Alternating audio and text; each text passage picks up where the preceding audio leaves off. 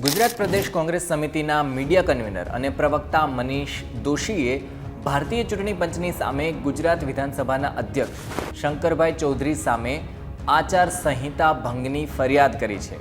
આ ફરિયાદમાં એમણે વિડીયો પુરાવા પણ સાથે જોડ્યા છે, જેમાં ગુજરાતના વિધાનસભા અધ્યક્ષ શંકરભાઈ ચૌધરી બનાસકાંઠા જિલ્લામાં ભારતીય જનતા પાર્ટી માટે પ્રચાર કરી રહ્યા છે। કોંગ્રેસના પ્રવક્તા મનીષ દોશીના આક્ષેપ મુજબ શંકરભાઈ ચૌધરી વાવથરાદ વિસ્તારમાં ભારતીય જનતા પાર્ટીના ઉમેદવારની તરફેણમાં પ્રચાર કરતા દર્શાવવામાં આવી રહ્યા છે। લોકસભા 2024ની ચૂંટણીની આપણે વાત કરીએ તો ચૂંટણી પંચે તારીખ 17/3/2024ના લોકસભાની ચૂંટણીની જાહેરાત કરી હતી, જેના કારણે ભારતભરમાં આચારસંહિતા છે એ લાગુ થઈ ગઈ છે। આપણા દેશના બંધારણ મુજબ વિધાનસભાના અધ્યક્ષ તરીકે નિયુક્ત થયેલા જે કોઈ પણ વ્યક્તિ હોય છે એ રાજકીય પક્ષના સભ્ય નથી રહી શકતા।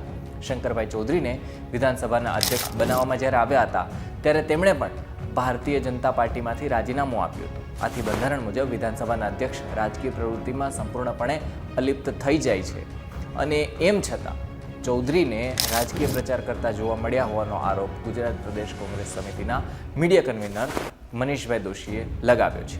કોઈ બંધારણ પદના જો વ્યક્તિ આવું કરે તો એ ગંભીર કહેવાય।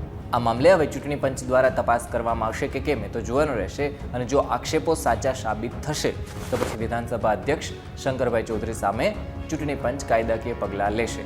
આચારસંહિતાનું પાલન દરેક રાજકીય પક્ષ અને એના નેતાના પ્રતિનિધિ છે એમના માટે ફરજિયાત હોય છે। એનો ભંગ ગંભીર ભૂલ ગણાય છે। આવા કૃત્ય ચૂંટણીની નિષ્પક્ષતા અને પારદર્શિતા ઉપર પ્રશ્નચિહ્ન ઊભા કરે છે।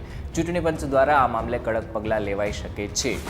બનાસકાંઠા લોકસભા વિસ્તારની વાત કરીએ તો ગુજરાતનો એક મતદાર વિભાગ છે, જેમાં વાવ, થરાદ, ધાનેરા, દાંતા, વડગામ, પાલનપુર, ડીસા અને દિયોદર એમ જેટલી વિધાનસભા ક્ષેત્રો છે એનો સમાવેશ થાય છે। લોકસભા 2024ના બનાસકાંઠાના લોકસભાના ચહેરાઓની વાત કરીએ તો કોંગ્રેસમાં મહિલા ઉમેદવાર છે, એમનું નામ છે ગિનીબેન ઠાકોર, અને ભારતીય જનતા પાર્ટીમાં પણ મહિલા ઉમેદવાર છે, જેમનું નામ છે રેખાબેન ચૌધરી। ગુજરાત વિધાનસભાના અધ્યક્ષ શંકરભાઈ ચૌધરીની તો એ પણ એક અનુભવી રાજકારણી છે અને ભારતીય જનતા પાર્ટીના દિગ્ગજ નેતા છે, જોકે અત્યારે નથી કારણ કે અધ્યક્ષ છે એટલા માટે, અને જિલ્લા સહકારી ક્ષેત્રમાં પણ એ સક્રિય છે। વિધાનસભા અધ્યક્ષ શંકરભાઈ ચૌધરીની વાત કરીએ તો બનાસકાંઠા જિલ્લા જે મિલ્ક ફેડરેશન છે એમના ચેરમેન તરીકે પણ એ સેવા આપી ચૂક્યા છે। એમનો જન્મ 1970માં થયો હતો, 3 ડિસેમ્બર, અને રાધનપુરમાં થયો હતો। હાલ તે 53 વર્ષના છે અને આપણા ગુજરાતના વિધાનસભાના અધ્યક્ષ છે।